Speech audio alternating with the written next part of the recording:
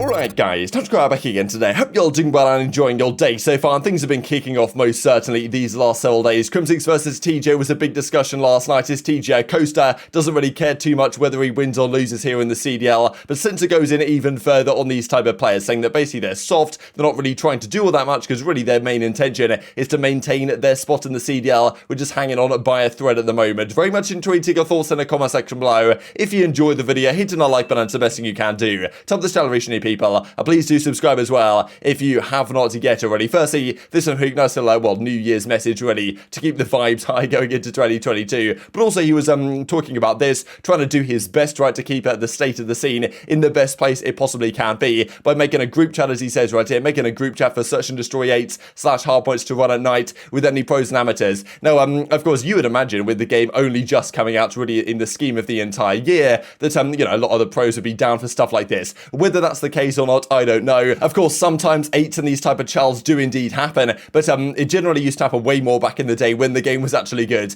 Nowadays, I think that especially when the season starts to really kick off, it's going to be pretty rare to see players in 8s outside of things. They're going to play their practice, they're going to do what they need to do, and then they're probably going to get off the game, right? And you can't really blame them with the state of it, but of course, it is their job to be the best player in the world. The teams that are probably going to be the best are the teams that have players that are actually playing the most of the game. And Huke might be one of those guys, right, if he can stand this game, really. Of course, there's some pure grinders there, and I think the biggest grinders in the challenger scene are also going to be the guys that get into the league as well at some point or another. But he's trying to do his best to keep things alive in that sense, because at least there might be some content to be made around this, at least some content to be streamed. If some of the players don't want to stream their practice and their scrims, then maybe they can opt in stream some 8s or something like that if it's actually going on. I used to watch a fair bit of it back in the day, especially Black Ops 3 time. Of course, the game isn't quite as entertaining to watch as it was back then, but maybe there'll still be some decent content to be made as a result if there isn't content coming out because of players streaming their practice, as generally players don't like to do that, and understandably so. There should be other things to play. The players should have a league play that they can play for good content, and also 8s, these type of chals can also be a thing as well. Hasn't really been a thing as of late, right, because the game has got worse and worse, but it's a big thing that Censor is a proponent of, that these players should be doing the absolute most of if they actually want to maintain their future going forward and prop up this scene as best as is possible. Speaking of Censor though, just wanted to touch on this, because yesterday we discussed that he kind of got a real-time piece of intel that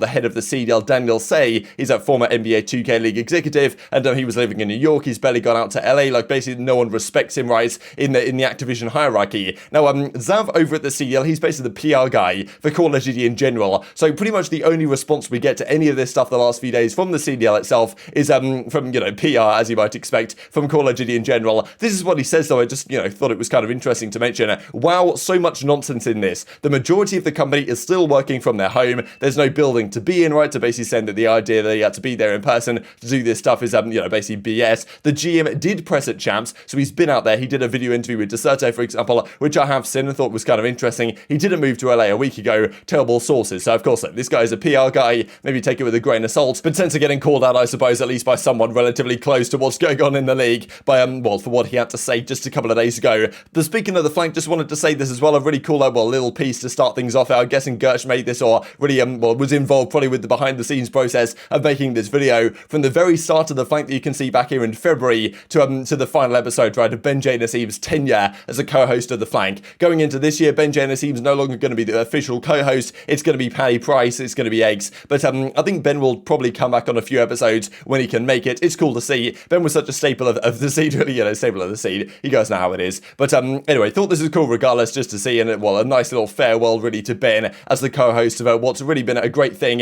in Call of Duty this past year. Now, one of the real positives to come out of this season, frankly, from February, and hopefully it continues into the coming year as well, as I'm sure it will, with maybe better than ever, right, with Aches on the team, and BenJ and Asim can pop in from time to time, because it was always interesting to hear his takes in the scene, really. But of course, yesterday, there was a pretty big flank episode that went down as a result of all the drama that was popping off on the timeline, and Crimsix and Censor were some of the key culprits in the discussion. And of course, Crimsix, he was going pretty hard, like we saw Dashy right here say full troll mode unleashed, right, because Crim was going at TJ Halley, saying that basically he's a coaster. He he's just trying to get by in the scene. He's just trying to do his best to stay alive in the CDL. Doesn't really care all that much about winning or losing. He's just there to kind of collect the paycheck and go along for the ride. And to be fair, I think you can kind of understand a lot of players who are in a similar boat to that. But Censor isn't happy about it, right? And you can understand it. There's a few players that are kind of guaranteed to have a spot year on year. They're just way too talented. They're the best players in the game. But there's a fair few players in the league that are probably at that level where, okay, if they don't have a good year, year, if their team underperforms, they're probably out of there forever. These type of players are kind of what I guess Crim is considering the coasters, just trying to do their best to stay alive in the scene. And Censor basically says these guys are all soft because they're not trying to do their best to grow the scene and put their personalities out there and actually, talk some trash because they don't want to burn any bridges. And it's also a thing in challenges as well that these players don't want to burn any bridges because if they do burn bridges, then they might not be good friends with someone who's actually building a roster that they might want to get on in the future. So it's a thing in challenges that players are too soft, and it's a thing in the pro scene that the players are too soft, according to Doug, that they're trying to not really do much to uphold the longevity of the league, just trying to protect their own paychecks effectively going into future seasons. The argument is, okay, well then players need to recreate what we did 10 years ago. But I don't think it works that way, because I think that is a good idea, but I don't think the opportunity is there for that to happen anymore. Oh, no, it absolutely is, Pat. I'm in challengers every day. I see it all. I know these players and how they feel. They're so afraid of saying something that is going to be used against them. But you got to think about it. You got to think about it. Back then, being a rivalry with someone didn't hurt your bottom line. It didn't. But nowadays, it does. I feel like players don't want to piss off other players because it eventually could affect their bottom line. If so-and-so has control of a roster and there's a limited amount of teams. And what if we don't expand in the next year? What if we don't get 4 new teams and it stays closed? Are these players going to continue just being how they are and just being pussies, honestly? Or are they actually going to be competitors and want to be the best and play with the best? And I know how some of these players are thinking. Hanging on by a thread, like you said, Pat. You're getting this really nice paycheck. It's a blessing. They know that. They're appreciative. I'm not saying they're not grateful. We need people to do more, man. None of these paychecks would be coming in without Nade, Hex, and Seth. None of them. None of you guys would be having a career in this. Me as well. And you and Pat, yes, there's a lot of pioneers. The point is you need to get the brain flowing into that mindset. That's the key. These players get on, hey, is Campus in the game? Hey, are we skimming today? Am I getting my paycheck? Stop thinking like that. You're so soft, man. Like, think smart and think outside the box. Your paychecks are going to be chalked in a year from now. You won't have a paycheck. It won't be here. Start doing something about it. Make a TikTok, stream, get these natural moments. Porter, if you said what you said to TJ to me, I already beat your ass multiple times. I make sure when I get in the league, I will beat your ass every time I play you if you talk like that to me. Every time, in a scrim, in a map, in a tournament, in the finals, best believe. Make TikToks, make IG Reels, make Twitter clips. Players, stop being little pussies. All right? You're not that cool. You're not that special. The coasters don't believe in work.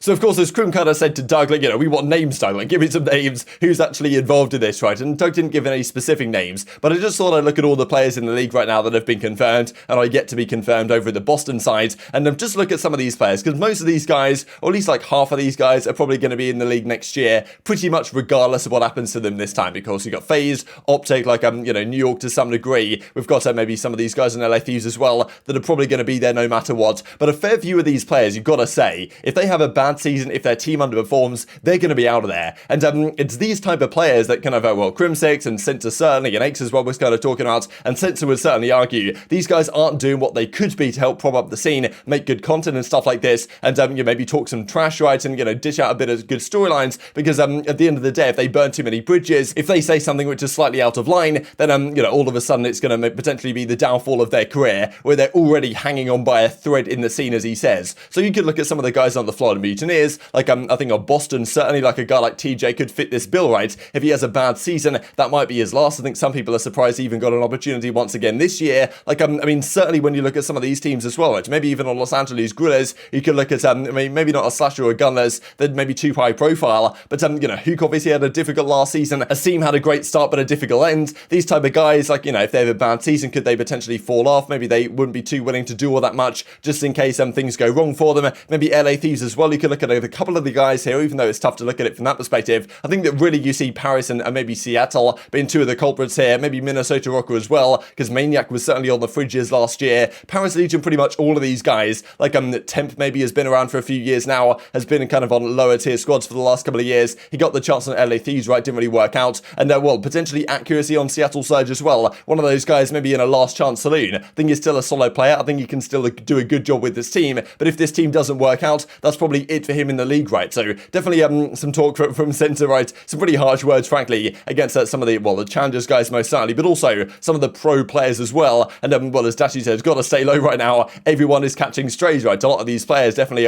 some trash was being talked on them about the fact that really they're not doing all that much in terms of building their personality and putting out some great content and being themselves, because they just want to do everything they possibly can to maintain their spot in the league and not do anything that might be a little bit controversial, right? That might cause some friction within the team or with other teammates and all this type of stuff. So as a result, at least half the league is really not doing what they could do, but they're just trying to collect their bag for the next couple of years, which you can't really blame people necessarily, but it's not doing what they could be doing to help the scene prosper, which it seems to need at the present time. And this is what Censor says just to the Challengers players specifically: I refuse to justify trash talk to anyone in Challengers. If you take it personal, grow a pair, period, right? Basically saying, everyone in Challengers is way too soft. If I talk trash, not only am I doing it to kind of rile you up, but also for the interest of the community, to get a storyline going, to get a rivalry going, get people interested. That's what built Call of Duty in the first place. That might be what is necessary for Call of Duty to survive in the future, given the support we're getting from elsewhere. Doug, that's certainly his perspective on the matter, and why he thinks some of the pros are lacking what they potentially could be doing to help the scene prosper as much as it could. This also, right, just talking about the golden days of Call of Duty that Kevy puts on the timeline. We looked at this one yesterday, right, the 2K finals with Optic, that had 100 plus 1,000 viewers. This is way back at the X Games, right, when Optic won that in Ghost, I'm pretty sure. And this definitely was the Ghost team. Black Ops 2 ranked play, and anytime you see this logo and you see kind of the intro for the CWL and the music for it, definitely gives a tinge of nostalgia, even though it's kind of recently, really, in a relative history. This also I thought was kind of interesting just to kind of close out the video with, because a lot of talk in the last couple of days, what was the best Call of Duty the last couple of years? Now, the final results for this one, at least on Crone's poll, I thought was kind of interesting. So 34,000 plus votes. But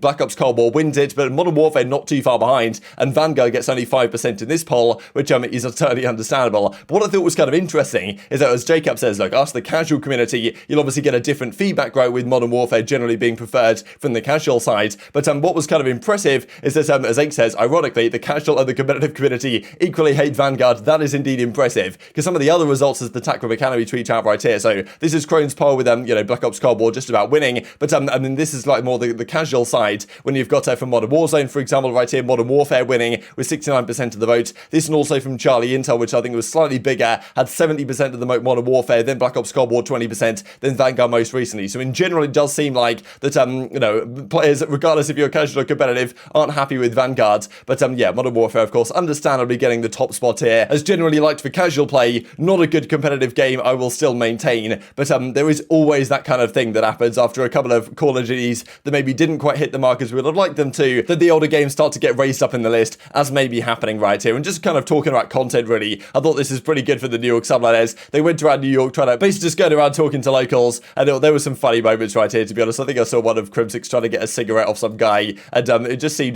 pure entertainment, to be honest. If we look at this guy, just quality content, really. But very much intrigued to your thoughts and all this stuff in the comment section below. Hope you guys enjoyed the video. If you did enjoy it, hit on the like button. Tell the YouTube gods this is a good video, and as like you should see it as well, and I'll grow the competitive Call of Duty community. Thank you much as always, take care, and I will see you next time.